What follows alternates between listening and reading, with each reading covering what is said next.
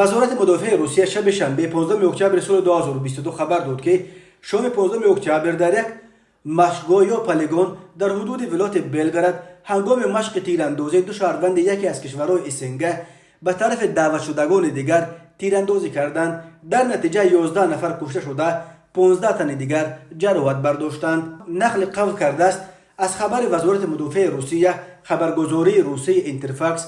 وزارت مدافع روسیه بدون آوردن جزئیات زیاد این کشتار گروهی را حمله تروریستی و حملگران را دو شهروند یکی از کشورهای اسنگی نامید، ولی این وزارت نگفته است که اگر حملگران شهروندان کشورهای دیگر حتی عضو اسنگی باشند چگونه به صف قوه‌های مسلح روسیه دعوت شده به پلیگون ارتش این کشور را یافتند. برخی پایگاه‌های خبری روسیه با استناد به منابع خود این دو نفر را زادگان آسیای مرکزی و حتی زادگان تاجیکستان نام بردند، ولی تصدیق رسمی در این باره تا این ساعت به دست نآمده است. در همین حال خبرنگار اوکراینی آناتولی شاری چند ویدیو و عکس از جای حادثه و همچنین عکس پرونده شخص یکی از گمانبر شوندگان با نام امینزاده احسان تاج‌الدین را نشر کرده نوشته است بنا به اطلاع او حملگران شهروندان ازبکستان بودند. وزارت مدافع روسیه گفت تیراندازی شام شنبه در یکی از مشقگاه‌های حوزه غربی ارتش روسیه رخ داده است. وزارت مدافع روسیه این حادثه را عمل تروریستی مینامد،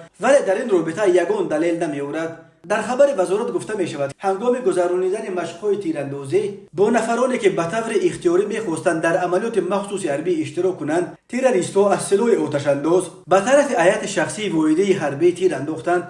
در نتیجه 11 نفر جراحت‌های هلاکتبار برداشتند و 15 نفر دیگر را با جراحت‌های مختلف با مؤسسه طبی انتقال دادند و به آنها تمام کمک ضروری رسانیده می شود. در جای حادثه مقامات تفتیشاتی کار می‌کنند.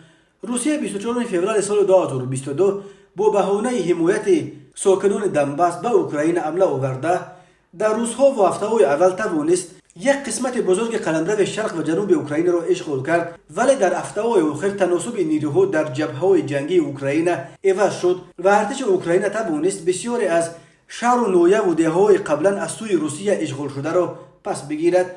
21 سپتامبر سال 2022 پرزیدنت روسیه ولادیمیر پوتین در پس منظر عقب نشینی نیروهایش مجبور شد فرمان موبیلیزاسیون یا بسیجسازی را امضا کند که بر اساس آن قرار است تا 300,000 نفر برای انتقال بعدی به جنگ اوکراین به خدمت دعوت شوند. جنگ اوکراین بنا به حساب‌ها علاقه بیش از 30,000 کشته به جا گذاشتند. تلفات هر دو جانب روسیه و اوکراین در این جنگ تقریبا برابر است. تا امروز درباره در اوکراین هلاک شدن بیش از 20 شهروند تاجیکستان نیز خبرها به دست رسیدند.